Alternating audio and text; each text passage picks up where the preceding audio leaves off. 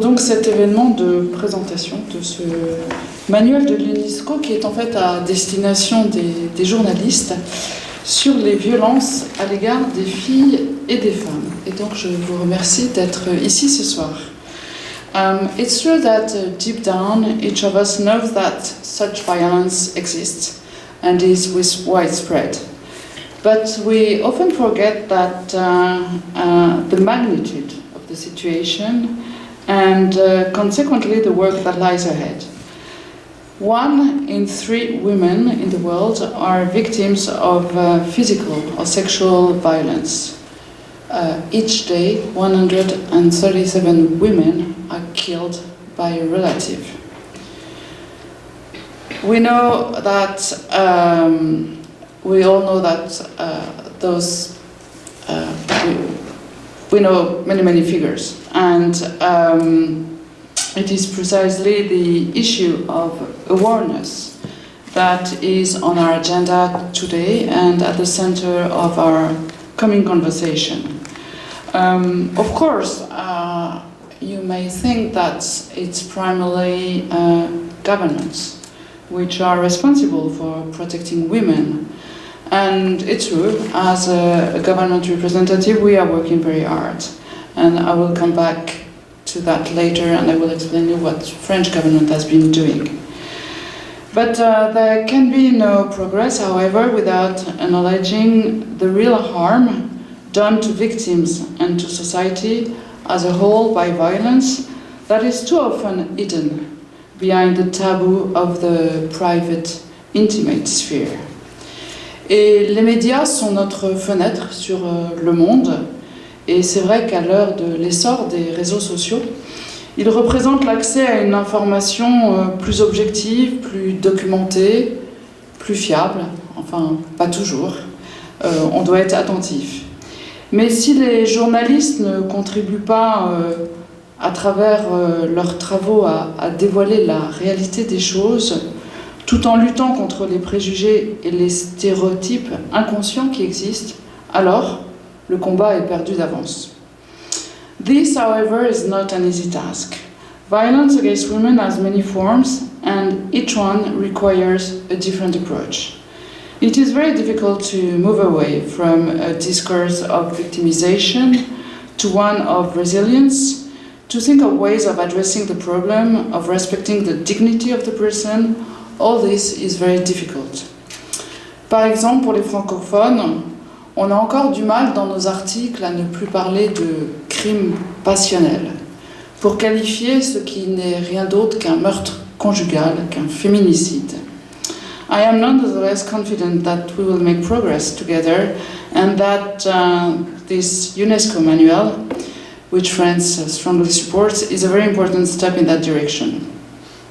Le président de la République, Emmanuel Macron, a fait de la cause de l'égalité entre les femmes et les hommes sa cause nationale, une grande cause de son mandat. Et moi-même, je suis membre du Conseil consultatif sur l'égalité du genre, qui a été institué auprès du G7 à l'initiative de Justin Trudeau, puis repris par Emmanuel Macron lors de notre présidence.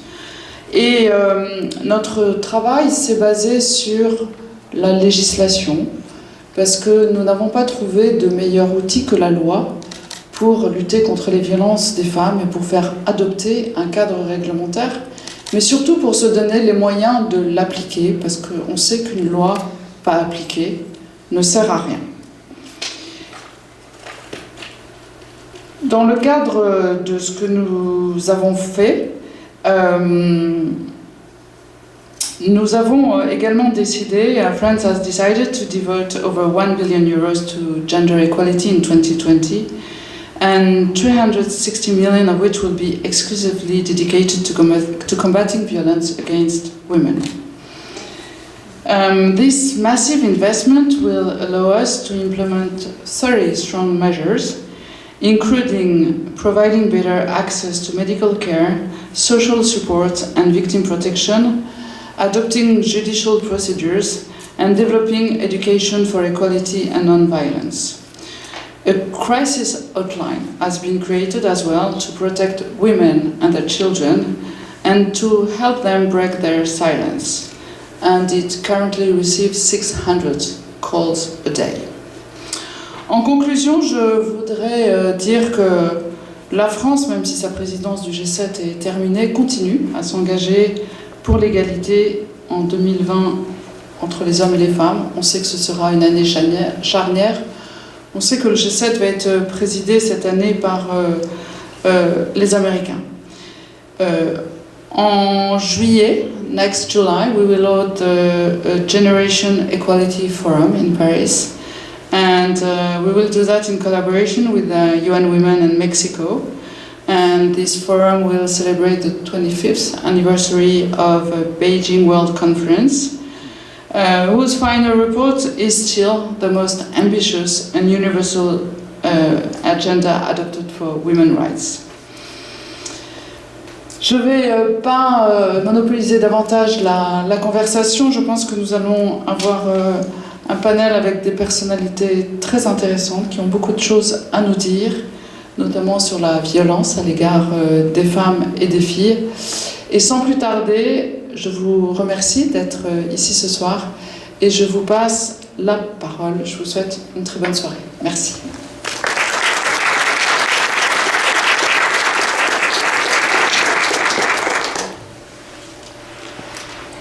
Madame l'ambassadrice, Madame la sénatrice, chers panélistes, distingués invités, good evening, bonsoir.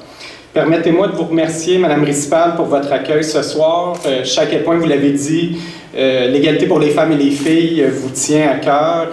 En témoignent vos efforts pour accélérer la réflexion et mobiliser les leaders sur cette question, y compris au sein du G7. Permettez-moi aussi, comme il est d'usage à la Commission, de souligner que les terres sur lesquelles nous sommes rassemblés ce soir font partie du territoire traditionnel non cédé du peuple Anishinaabe algonquin.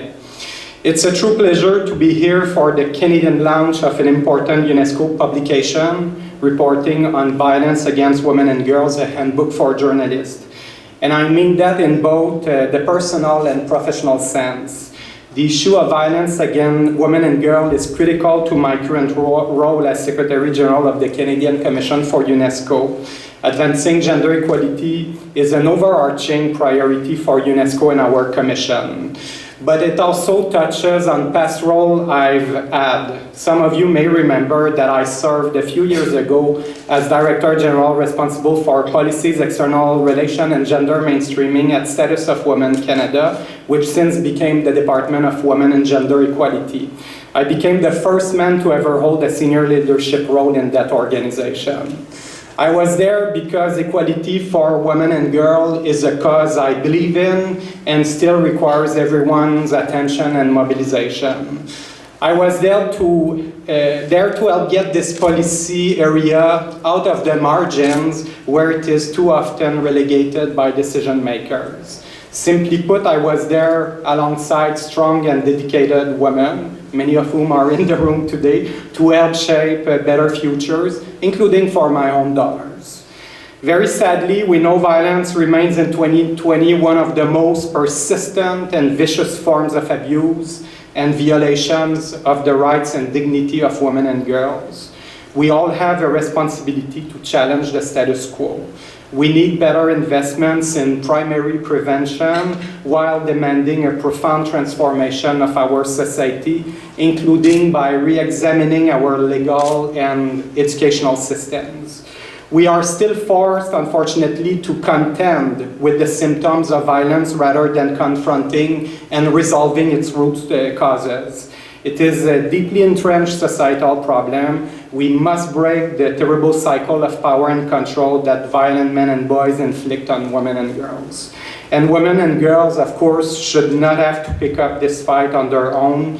I believe that men and boys must be allies in the fight against injustice and inequality.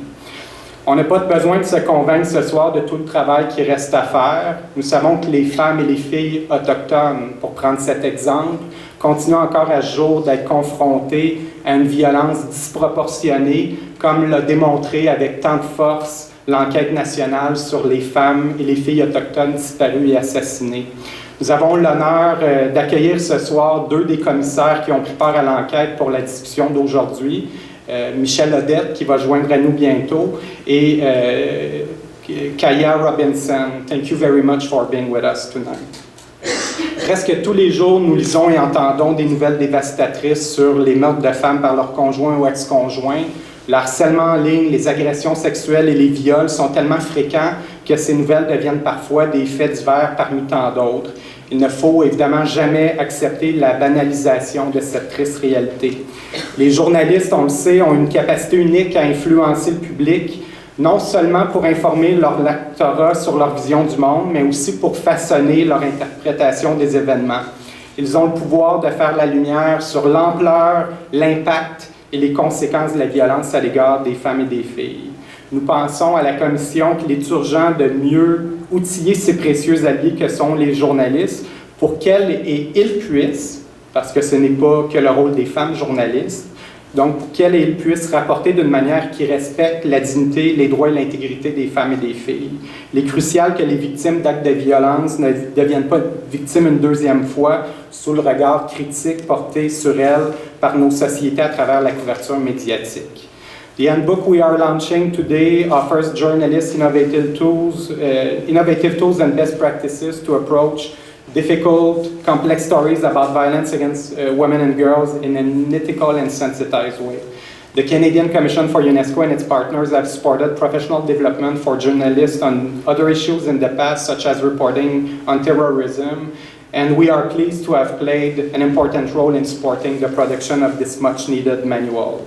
I hope we can use the ideas it contains to do everything possible in our respective roles to help end violence against women and girls, and I would like to invite every one of you to share the publication in your respective networks. I now have the honor of introducing the moderator of tonight's session, the Honorable Julie Miville-Deschênes. Senator Miville-Deschênes is very familiar with the work of UNESCO and of the Canadian Commission for UNESCO, having formerly served as the Quebec representative in the permanent delegation of Canada to UNESCO. The Senator is extremely well qualified to moderate this important discussion.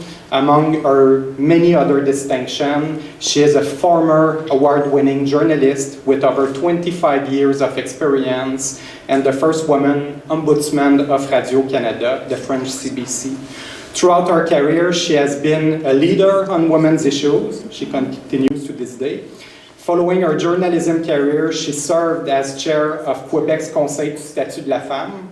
She is also a founding member of the Canadian Association of Feminist Parliamentarians. We are very pleased to have her with us tonight. Madame la sénatrice, chère Julie, à vous la parole. Merci.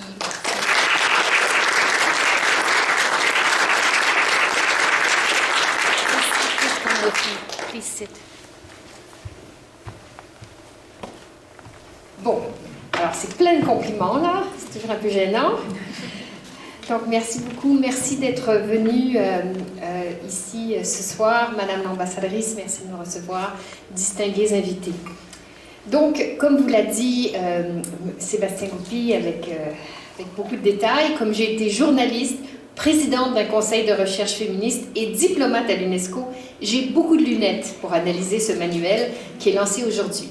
Donc, pour commencer, comme je suis une vraie journaliste, une petite critique amicale, 150 pages, c'est sans doute un peu long pour un manuel, car on s'adresse à des journalistes toujours un peu pressés.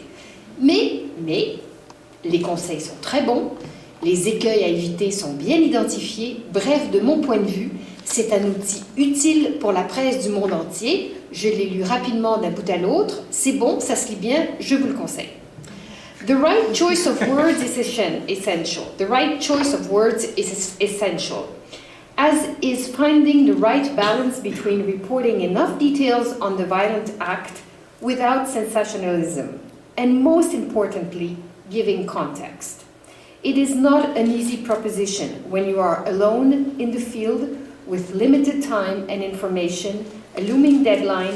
Therefore, the UNESCO handbook gives useful tips as long as journalists read it beforehand. Ce manuel couvre des enjeux qui résonnent dans nos propres débats au Canada. Par exemple, les médias francophones et québécois Un peu comme l'a dit Madame l'ambassadrice, nous, on a tendance à utiliser une expression passe-partout plus floue, drame familial, plutôt que de parler de féminicide qui est l'expression juste, car il est question du meurtre d'une femme tuée justement parce qu'elle est une femme.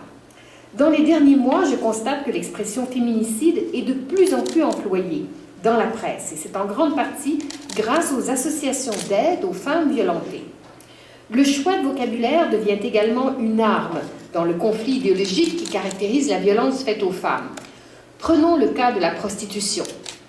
Les partisans de la décriminalisation tiennent à l'appellation « travailleuses du sexe », afin qu'on voit qu'elles sont avant tout des travailleuses comme les autres.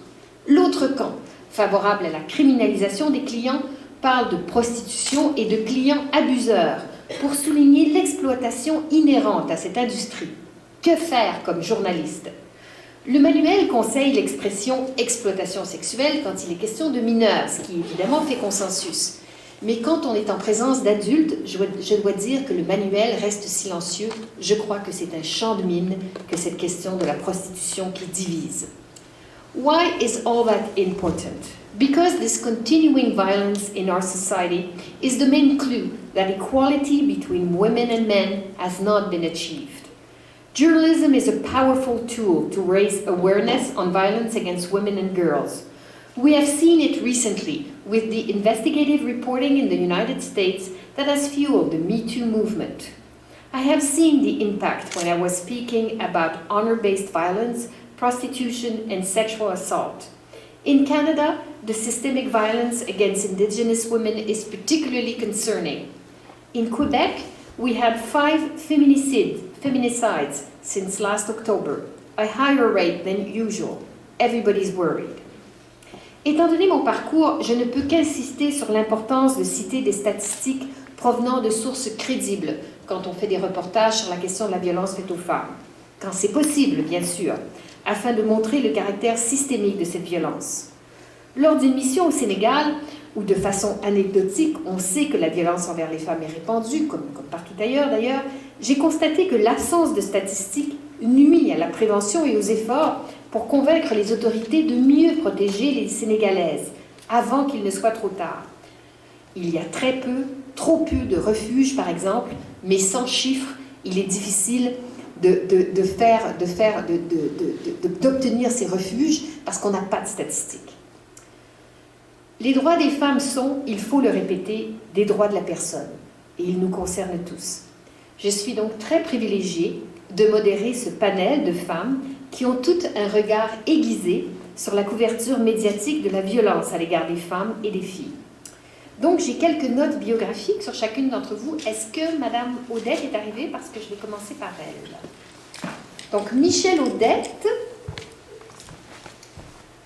Je vais commencer à décrire quelques-unes de ses réalisations. Donc, Michèle Odette, qui va être avec nous, voilà, comme par magie, est adjointe au vice-recteur et conseillère principale à la réconciliation et à l'éducation autochtone à l'Université Laval. Vous m'entendez bien, Michèle?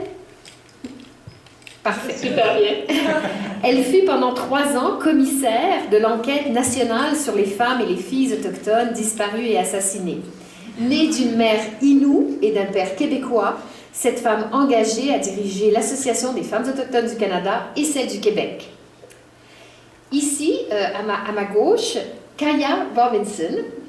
Kaya Robinson was raised in Igloolik. She has worked on a wide range of issues affecting Indigenous rights.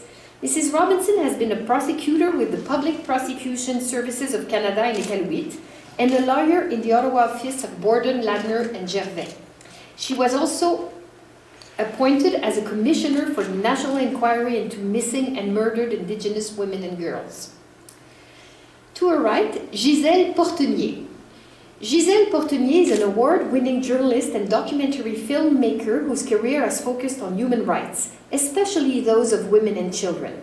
She has examined honor killings in Pakistan, sexual violence during the Rwanda genocide, sex trafficking in Thailand, and the abortion of female fetuses in India. Her most recent documentary, In the Name of Your Daughter, gives voice to a young girl in Tanzania who risked their lives to escape genital mutilation and child marriage. Finally, Nazreen Rajani. Nazreen Rajani is a PhD candidate and a course instructor in communication and media studies at Carleton University and holds a master's degree in women's and gender study. Her research focuses on online feminist activism and critical internet research. And she speaks regularly about technology, race, gender, and online activism in Canada.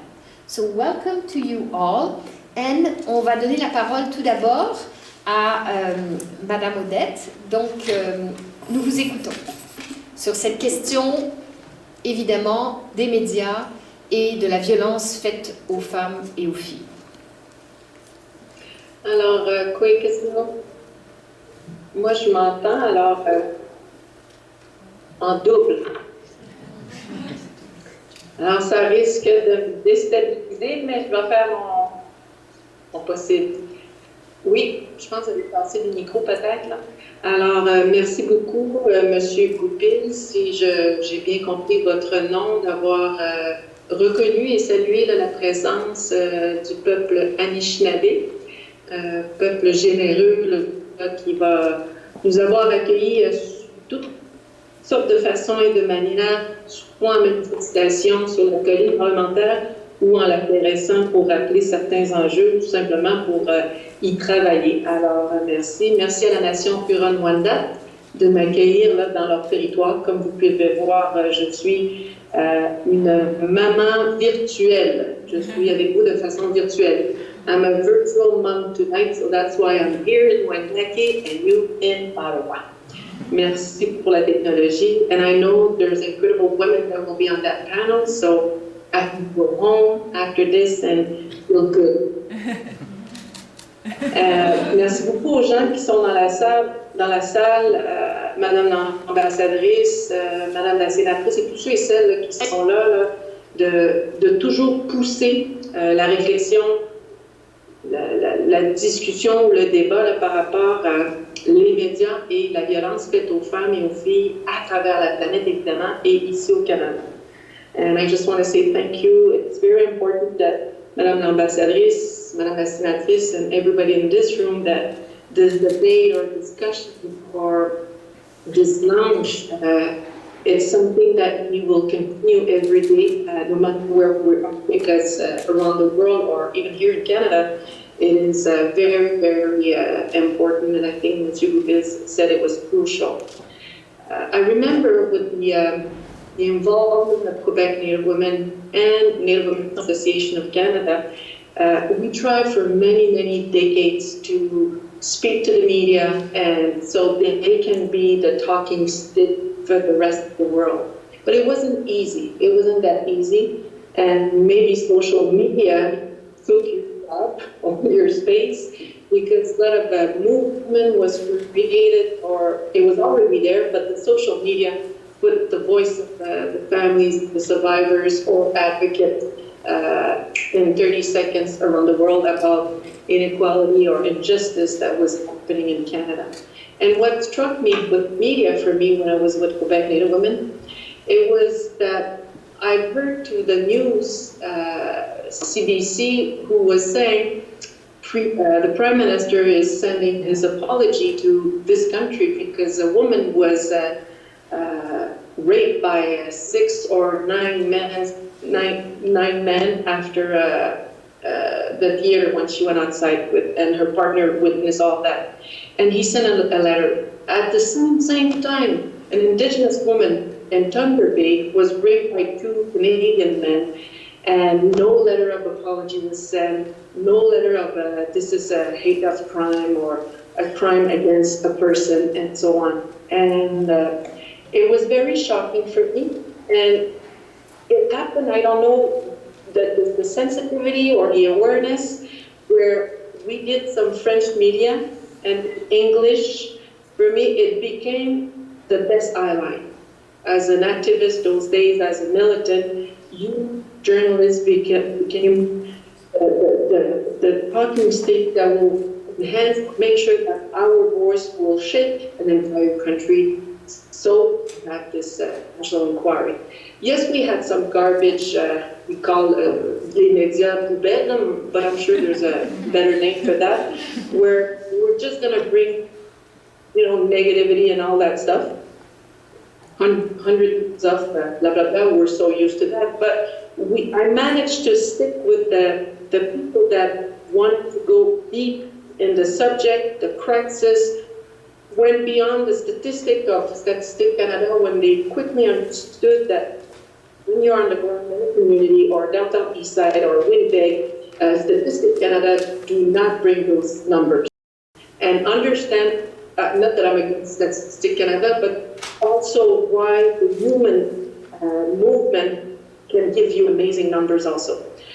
And it was so strong that it became around the world so quickly that finally this country put in place the most powerful tool, I would say, that is under the federal legislation, the Equality Act, where thousands of voices were able, for the first time in their life. But the love and hate relationship, personally, I've had with the media, sometimes made me so frustrated that we worked so hard to build that credibility, and just the next day, because of a tweet or because of an article or because of how they portrayed us and the work we did, it was putting us way back that we have to rebuild the relationship with the violent survivors, Canadian in this country. We have to rebuild all that in a stressful situation. So I have to say that let's not be afraid to learn every day. Let's not be afraid to think that if I have to act as a journalist, so I can make sure that this family or this nation or the Indigenous people in this country can be more protected because of my article, because of my analysis, or the way I will present this, have that power. I'm telling you, we have that power. It can be very devastating, or it can be very powerful, like Senator Julie just mentioned. And to conclude for me, I just want to say that I know we have to go fast. Julie mentioned it, the Senatrice mentioned it, we have to go fast. Everything goes fast. Social media make us doing fasting, sometimes in a good way or a bad way. But to be respectful and to be responsible, there was call for justice, and I know la Commissaire Robinson will be able and more eloquent to present all the work on this part. She's so passionate, but you have that responsibility. It's just not the federal government or any government, but you as an individual, as a citizen, and as a journalist or a person who works in the media. And don't be afraid to be outside of that box or culture of doing things. Make sure you double check with us, the people who live the situation, the reality, the tragedy, but also the resilience, the passion, the knowledge, and the expertise. We have that, we carry that, and we have to honor this. And with this tool, maybe it is lots of pages, but don't be afraid to read the report. It's not more this report. It's one chapter per month, and but I'm sure you can do it. And remember, what you write, if it's about a woman who lives in her community or in a situation that if we tell the truth, no trauma-informed approach or a network, a safety network, and with the culture involved, of course, maybe we will put those women again aside. We were able to make sure that their voice resonate around the world. So this is very, very, very important. And I say again, the numbers are scary in Canada, but the sad part is what we see in the numbers that are available in the university or statistic institution. It's not even the tip of the iceberg. So if we can change that, well, you have part to help us. who do it with us, not for us. And you have an ally here, and I hope that we will have a better place with our children. I have 5 children and 2 beautiful granddaughters, and they do watch the news. So we will watch the news. You did read this amazing document. Merci Madame Odette. Je ne sais pas si vous m'entendez, je tiens à vous remercier beaucoup de votre témoignage, qui avait de l'espoir, de la critique, donc on se connaît bien. Mais merci encore, malgré la distance, de nous avoir communiqué ce devoir important de parler de cette violence avec respect et de vous entendre, plutôt que de rapporter sur vous, mais de rapporter avec vous. Donc merci beaucoup, je vous laisse retourner à votre famille, on va continuer le débat ici. Donc, now I will let you do some opening remarks. Kaya Robinson, after hearing Michel Odette, I'm sure you have other things to say. Yes. First of all, thank you for welcoming us here, Madame Ambassador, and for the Canadian Commission to UNESCO for having me here. I want to, of course, acknowledge that we are on unceded Algonquin Anishinaabe territory, and I take my responsibilities as a guest on this land very seriously. It's a privilege to be here to talk about this guide and to share with you a little bit, as Michelle said, of what we learned during the National Inquiry into murdered and missing Indigenous women and girls. Words are powerful. Words impact and define how we see the world. When we're talking about violence against Indigenous women and girls, gender diverse people, when we're talking about gender inequality and injustice, the way we talk about these things, the words we choose are incredibly powerful. The words we use can empower, they can inform, they can hold accountable, they can evoke societal responses. Or the words that we choose can exonerate and excuse perpetrators, can excuse inaction, and it can silence and muzzle and erase the realities of those subjected to the violence. Media plays this role, has this tremendous power. They're the ones that choose the words, so they are the ones that choose what we see and what we understand. For many, particularly Indigenous women and Indigenous peoples and marginalized peoples in this country and across the world, media is not a safe space. It's a tool. It is an actor in the colonial violence that Indigenous women and Indigenous girls face and experience, including today. I think that this guide is important because it does speak to the role of media to confront and combat violence against women, but it must also speak to how media and media outlets and in the entertainment industry act as sources of violence as well. It must be more than combating it and confronting it. Media, journalists, entertainment industry must confront how they maintain and uphold colonialism, racism, and misogyny. I want to share with you a little bit of what we learned during the inquiry. We heard from experts who shared with us how media and the way Indigenous women are portrayed in movies and shows and even in the news and all forms of media play a role in dehumanizing, demonizing, and hypersexualizing Indigenous women.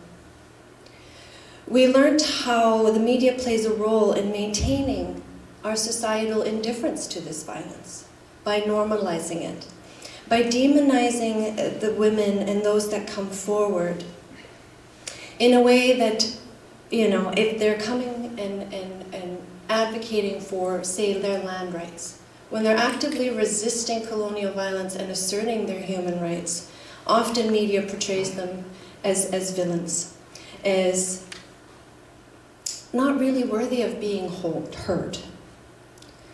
Media plays a role in perpetuating the narrative that these are Indigenous people's issues, when they are our issues.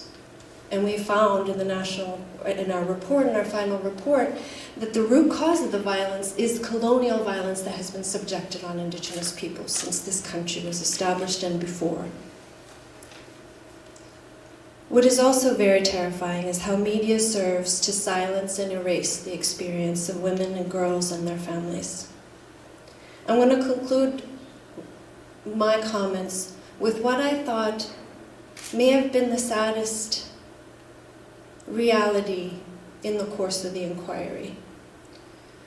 Because it was so important that we hear from as many people as possible and from as many perspectives as possible, we adopted a process where families and survivors could testify in camera. They could make an application that they would do it in private, where media could not be in the room, where the public could not be in the room. I can't tell you how often families and survivors came to me and made a motion for the hearing to be in camera because they feared the media. How the media was going to portray them. How their sister, who they'd missed and loved and longed for and dreamed with, was going to be characterized exclusively as an Indian prostitute. Her humanity, her erased, her existence minimized. That fear was real. And to provide evidence for those requests, they brought in newspaper clippings that confirmed how their loved one was depicted by our media when she went missing or when she was found murdered. That is a mirror on our society that I hold with me, and it's a reason why I was happy to be part of this conversation, because we are not going to see what's really happening if we keep ignoring and if we keep using the wrong words.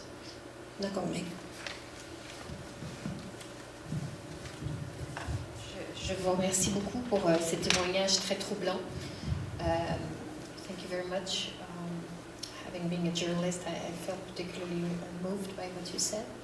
No safe space, don't want to talk to journalists, and I'm pretty sure that's true. And I'm how can I say, where is the solution? Because obviously we need to find a way out. Thank you. Gisèle Porteny now, please talk to us about your experience. Thank you. Je suis enchantée d'être ici. C'est un grand plaisir. I'm so delighted to be here. I'm going to speak in English as well because I want to make sure I express myself correctly.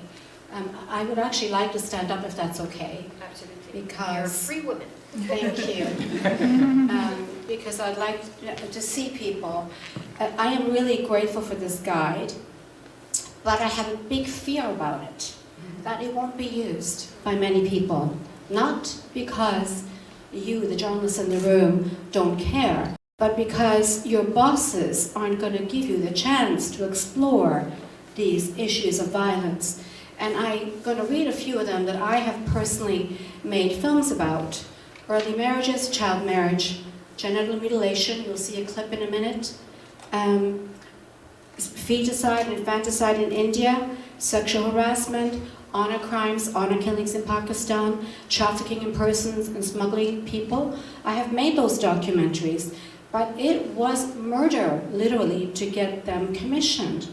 In 1992, I was stepping in to see my boss, and on the way in, I saw his secretary. She had a proposal that was about this fat, and she was about to throw it in the garbage. And it said, female infanticide in India. And she threw it in the garbage.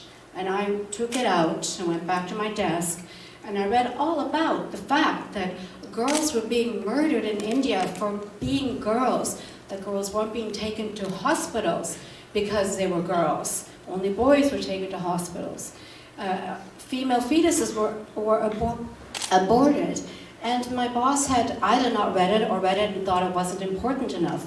But do you know how many women are missing because of feticide and infanticide and not being taken to hospital?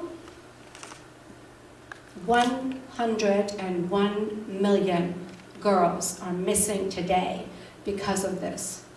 I read this, I went back to my boss and I said, I just have been sent this proposal by somebody and I think it's rather interesting. I think we should make this film. And he said, oh, really? And I had had quite a few successes with films that I had previously made, so he trusted my judgment, and off I went to make that documentary, which won many awards and changed the law in India so that sex tests were no longer legal. I took, just to let you all know, the woman who sent us the proposal, I hired her as an assistant producer to come with me, and so she was a part of this journey with me. So that's one story. I made a film about honor killings. I had told a different boss about this story, honor killings in Pakistan. This was a foreign affairs program that I worked on, and he wasn't interested. 3 years later, his deputy, who now took over, came to my desk and said, Giselle, that film you always wanted to make about honor killings in Pakistan, go and make it. And so off I got on a plane and made that film, which was another amazing film, first law in Pakistan against honor killings, ensued afterwards. It took a woman to commission that, but it's not just men who don't commission these stories or these films, it's other people as well. And I want to tell you now that we also think all these issues I've just talked about are issues over there. Well, they're not over there. We have honor killings in Canada. We have cities in Canada where the proportion of girls born to boys is exactly the same or worse than it is in India. And now I want to show you a clip of my latest, sorry, I get very excited. My latest documentary that I made about female genital mutilation, which took me more than 10 years to actually get made. And I'd just like to throw you that clip now, if that's okay.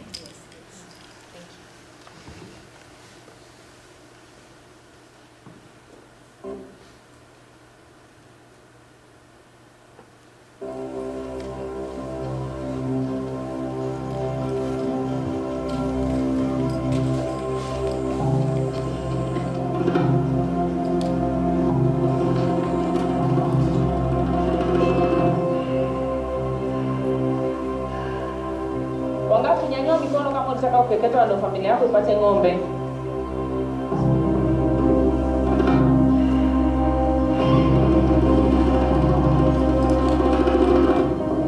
Kama hautaenda tutakuja. Akanichukua kwa lazima.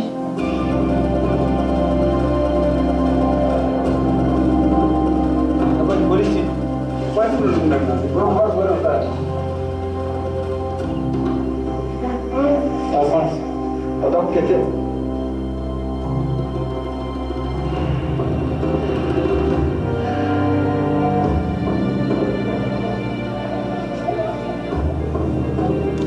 na hapa mwisho ni hapo mlipokaa kwenye msingi. Hauruhusiwi kutoka nje ya eneo hilo. Mmesikia wasichana? Ndio mama alisema wao wote wamekeketwa na baba yake alikufa anasema hakikete watoto.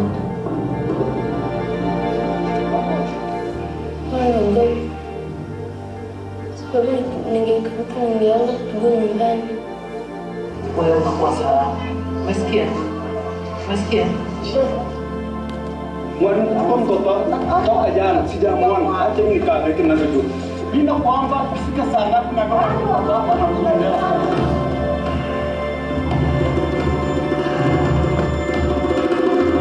Baba zangu wengine wakiona binti anamwangalia binti yake anaona ni ng'ombe zinatembea, lakini ni binti.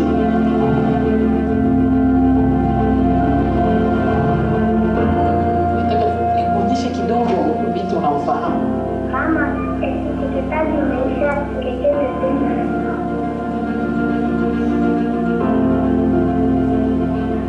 Sijamkataa, kimekataa ukeketaji.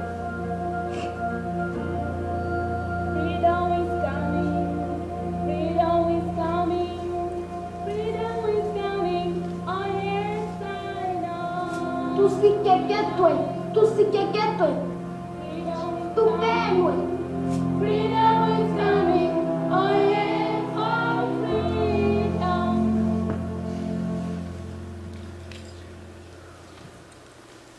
So, as I mentioned, I've been trying to make this documentary about FGM for more than 10 years, and I knocked on many doors. And I was always rejected, and for many reasons. I think one, it's a difficult topic. It's a topic people think about children over there. And I think finally also I was rejected on at least one occasion because of the color of my skin. And I know that my film did not make it into hot dogs because I was told so privately, because I am a white person who made a film about black children. And what's really astonishing about that is that I made the film to give them a voice. And their voices have been silenced by people who are making political decisions. So I'm going to tell tales out of school now. And then I'm wrapping up, just so you know. In 2014, I was told this in an email. I'm going to read you these emails verbatim, about making a film about female genital mutilation. And that film was actually a documentary about Canadian children who were at risk and about the issue in Canada. Because we believe, I now started the End FGM Canada network with a colleague of mine in the room, kind of transferring myself from just being a journalist and being an activist. We started the End FGM Canada network. And in 2014, when I was trying to sell this story, I was told, we are very ratings driven, so our focus is on populist subjects which affect Canadians in their everyday lives. And to put that in perspective, we believe at the network that we have over 100,000 survivors. Do you know how many patients there are who suffer from Parkinson's disease? According to Statistics Canada, 84,000. And I'm very grateful that they are getting good care. And I'm very grateful that you can go online and see hundreds of websites of support and research and this and that. You go and check out FGM in Canada and you find almost nothing. And yet there are 100,000 survivors, and government documents say there are thousands of girls possibly at risk. 2017, I tried to get a radio program to do a story about FGM. Took 2 or 3 years before he came back to me. He kept saying he was interested, but actually he wasn't. Finally, when I pushed him and said, if you're not going to do this, tell me now, I don't want to keep bothering you. So he said, my team has not been keen to enter this arena for various religious and cultural reasons, thinking it explosive. So what are we saying here? That the human rights of girls at risk of female genital mutilation are not as important as the human rights of other girls because somebody's decided that this was always a tradition which they have to follow. So I find that very offensive personally. And last but not least, just 2 years ago, I got another email, a rejection, and this time it said, it's much easier to get people to feel sorry for first responders or caregivers than girls going through FGM. I beg you, can you care about these girls? They're children whose rights need protecting. And so I really hope the book comes in handy. I hope that editors are going to commission these films and these stories and magazine articles, and that we get to read this report and try to do it the right way. But the first thing is we have to do it at all, and that's not happening. On Thursday, it's International Day of Zero Tolerance for female genital mutilation. And my team and I have a campaign going, trying to get cities in Canada to proclaim that day as International Day of Zero Tolerance for female genital mutilation. It's a UN day, the same as Women's Day on March the 8th. We have been successful from St. John's, Newfoundland to Vancouver. We now have 20 cities, large cities, Edmonton, Calgary, Ottawa. Just yesterday we picked it up, it was so exciting. Toronto, and so on and so forth. But the city of Regina has rejected our application. Why? They called me from the mayor's office, the city clerk, and she said to me, I'm sorry, we will not be proceeding with this proclamation at this time. And I said, why not? And she said, because we don't want to take sides. We can't be for or against. And why are we talking like that? Because nobody's doing the stories. Because nobody's telling people that this is about human rights, not about culture. People may call it tradition, but it's about protecting children in Canada from FGM, and it's about helping survivors who have nowhere to go. Imagine, there are girls in Canada right now who came here when they were 5 or 6. They've been cut. They may not even know it. And then at some point when they're teenagers, they discover, looking at a sex ed class, graphic or slide, that they are different and they have nowhere to go. And that's the film I've been trying to make. This is a film I kind of got sidetracked into making because the girls needed their voices heard. You know, I realized that in all the thousands of years this has been going on, the girls' voices have never been heard. And I wanted to give them that voice. And that's why I'm so pissed off, frankly, that in many places the film hasn't showed because I'm a white person or because they're afraid it's too small p political. So I just want to wrap up by saying that the film is going to be shown in St. John's, Newfoundland on Thursday, but I heard at 4 o'clock, just before I came, that at the last minute they were planning to cancel it because it's too political. Thankfully we had some people intervene, so it will be seen, but I was going to have to tweet and say, film banned. Anyway, it's so important. So for those of you who are in power, please commission these stories. For journalists who are doing these stories, it is your responsibility. I think we're all saying that we all have a duty to push for these stories about girls and women because we are 50% of the population. And we want our rights, and we want our rights reported and protected. Thank you. Merci beaucoup pour votre témoignage très très fort. Merci de nous avoir montré à la fois votre documentaire qui montre la force du journalisme, la force qu'il doit avoir pour changer le monde, et merci aussi d'avoir parlé des obstacles et de cette idée complètement dépassée que c'est une question de culture, qu'il ne faut pas intervenir au nom de la culture, au nom de la différence. Non, vous l'avez dit très clairement et vous l'avez vécu. Donc, merci beaucoup. Et je passe la parole maintenant à Nasreen Rajani. Madame Rajani. Thank you so much. Thank you to all the organizers for hosting this event tonight. And thank you to all of you who are joining us this evening. I'm very honored to be a part of this wonderful panel. So I've been involved in ending violence against women through advocacy and research for about 7 years now.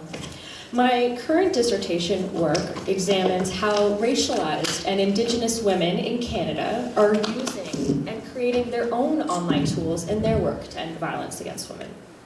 So I'm also interested in what brings them to social media platforms and other online tools to create and disperse their own messages around these issues. The women that I interviewed told me that many of their reasons for creating their own social media hashtag, for instance, around these issues would be because of their ongoing disappointment with how mainstream media journalists report on these issues, as we've already been hearing a lot of examples. And there's study after study that shows that that there's an overall lack of coverage of violence against women's issues in Canada. And also, when it is reported on, what's still missing further creates violence for marginalized communities. So stories of murdered and missing Indigenous, Two-Spirit, and racialized trans people are rarely ever reported on. Some of the women that I spoke with told me that for a long time there was just no appetite in the news media in Canada for some of these stories. And even if they were reported on, there was no context with their experiences of violence. In this way, journalists' framing can really inform the public's understanding of which kinds of violence matters to us. So for instance, rather than focusing on reporting on the most salacious details of the abuse, which often only functions to re-traumatize survivors and communities, journalists can capture the context of ongoing and persistent racism, colonialism, and misogyny and transphobia that all often intersect in the violence experienced by women. So this handbook, I think, is a great start to changing this conversation in our mainstream media. What I also learned from my research is that there are so many women who are on social media disclosing their stories and trying to reach out to journalists, because they know that journalists are on Twitter. So are you listening to them? But at the same time, not all women have the same set of social media skills to reach out to journalists, or even the time to do so. So what are other ways, other than social media, where you can reach out to those who have diverse experiences, who want their stories also told?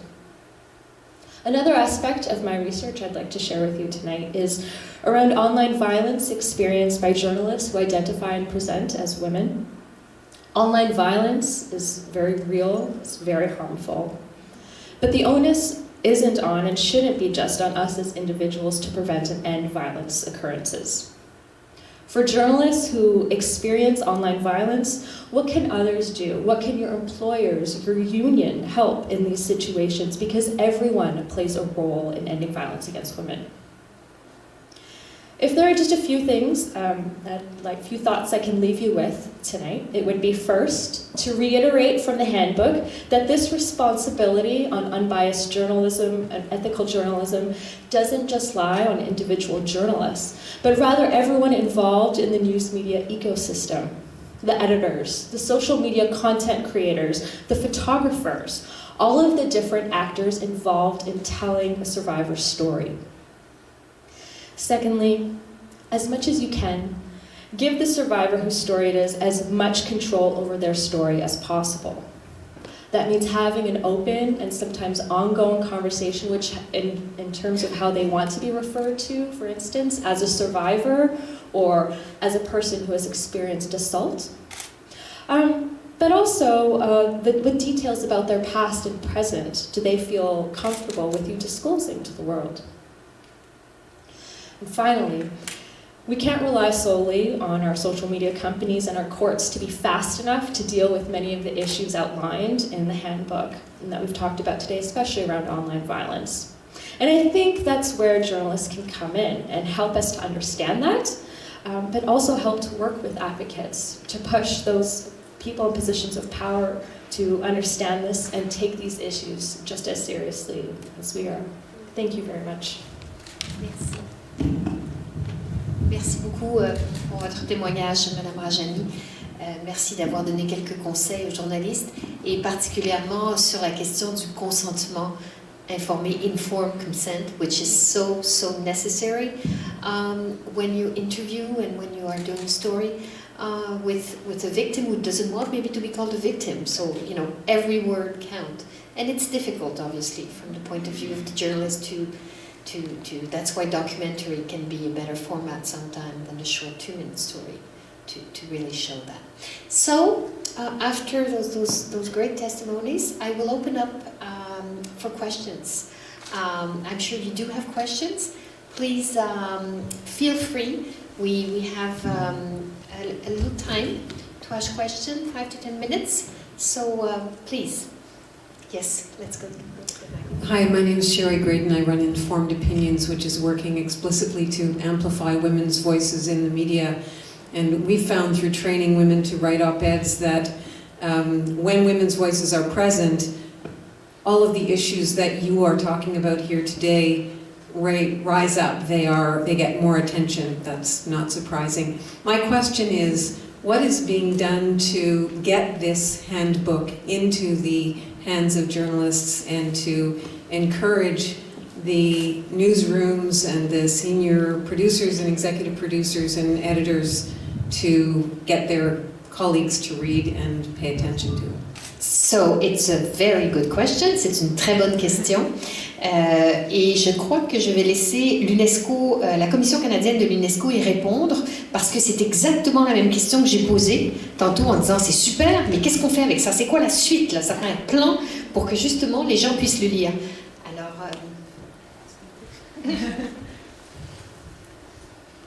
Oui, merci pour la question. Nous avons distribué la ressource auprès des journalistes par un avis aux médias, en fait. Et nous allons continuer à essayer de la distribuer. Nous encourageons tous les journalistes qui sont dans la salle et qui avaient des contacts et vous pouvez le distribuer aussi. C'est disponible en ligne sur notre site web. Et, merci. Maybe. Hi, Sherry. Nice to see you. I was thinking, yes, we're going to make efforts to ensure that this manual is out there, but I was thinking maybe about inviting the participants today and the ambassador to join me in signing a letter that we would send to different media groups and different leaders that I think can help get this message out. Yes. So that's something I'd like to propose. And if some of you, like in the journalist committee, can maybe write op-eds around this resource and get it out there, I think the most we mobilize our various networks, the better it is to make the resource known out there.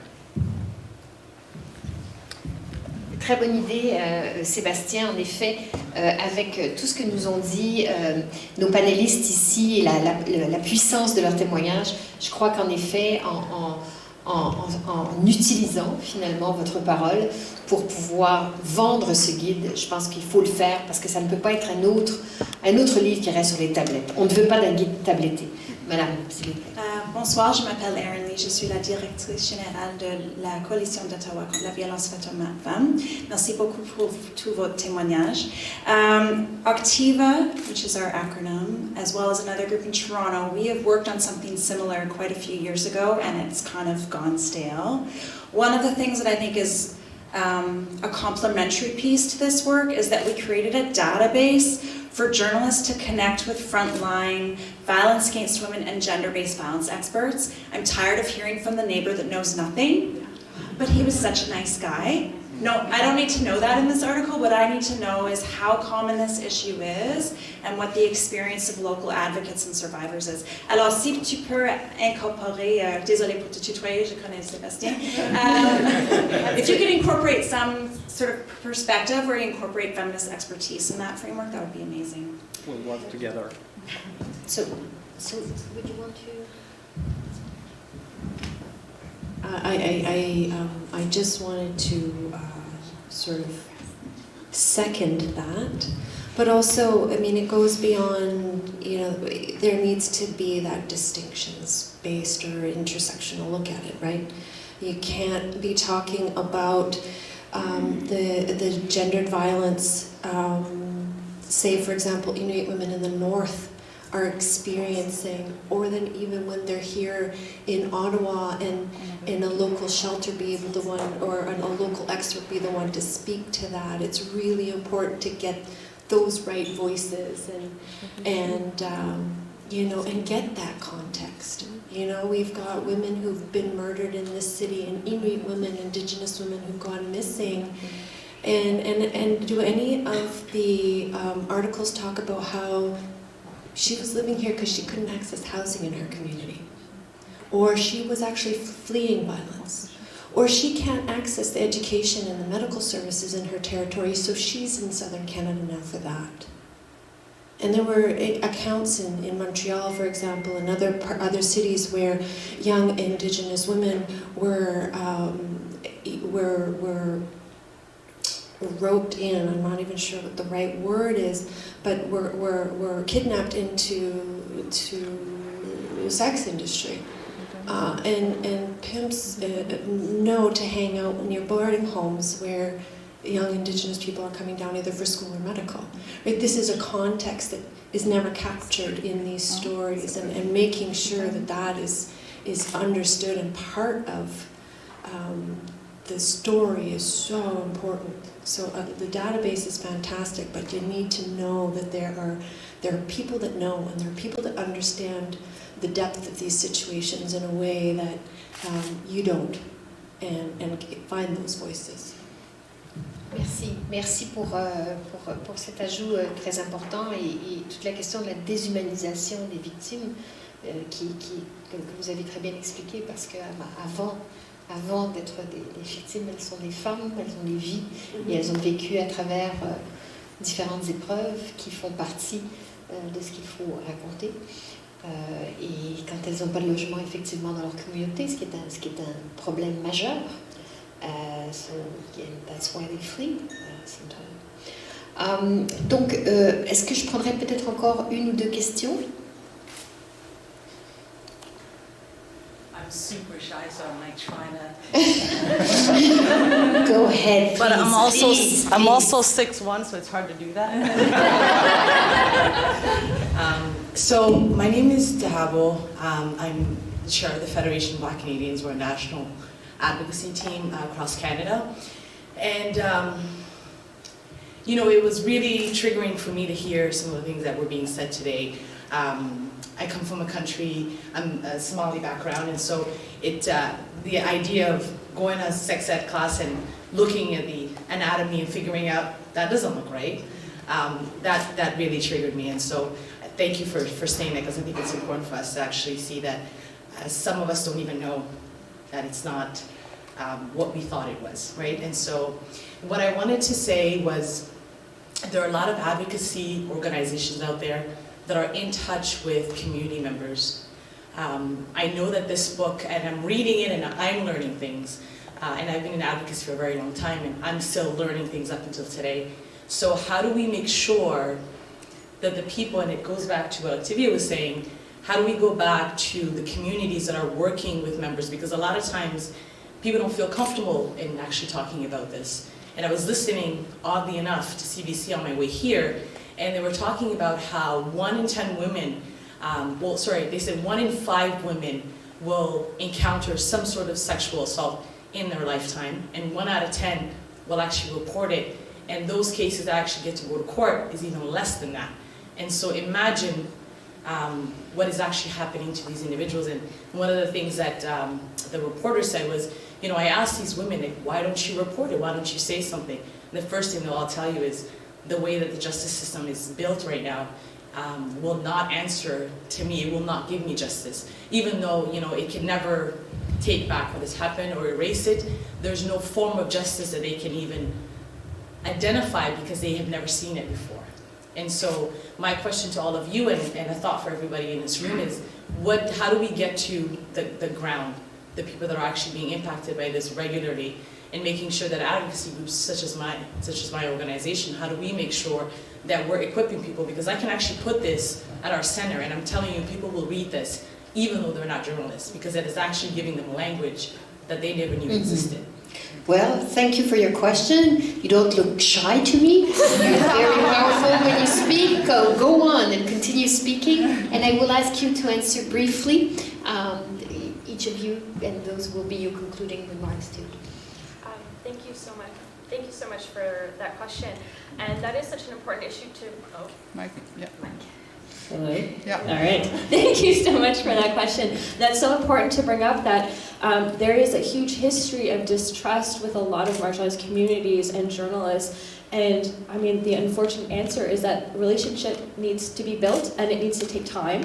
And there needs to be that trust that is built in between, so journalists and advocacy groups, starting there.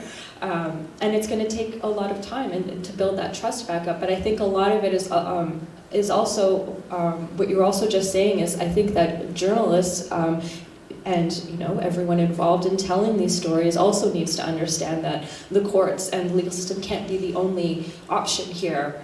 And I think that that conversation, opening up what those communities might need, is a way for journalists and advocacy groups to kind of start to come together in a conversation. But yeah, I think it's going to take time and a lot of relationship building. Thank you very much. I think that was absolutely the most important point made tonight about this handbook.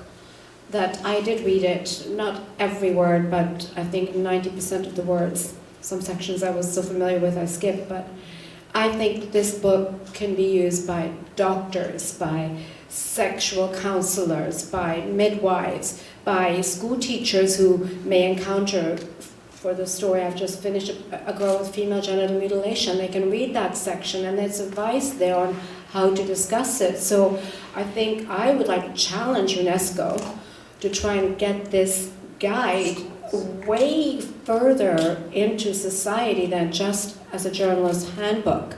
And now I just would like to make one last comment, and I'm afraid it's just a plug for my documentary, which screens on Thursday at 6 o'clock in Ottawa at the Hub.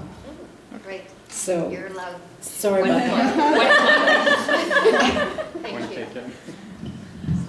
Building on my fellow panelists have said, I think that building those relationships is really important, rebuilding, and the work that has to happen there. But there's also, I think, an important need. There's a need for the creation of space. The creation for the space where, and we spoke to this in the final report, where Indigenous women and Indigenous peoples and diverse, gender diverse peoples are at those tables, right? They're part of editorial boards. They are part of the board of directors for CBC, for example. That space needs to be created for those people to be telling the story. And, we need to make sure that policies and practices are defined and clear, and there's systems of accountability when journalists step out. We know the best practices, but also, hand the mic.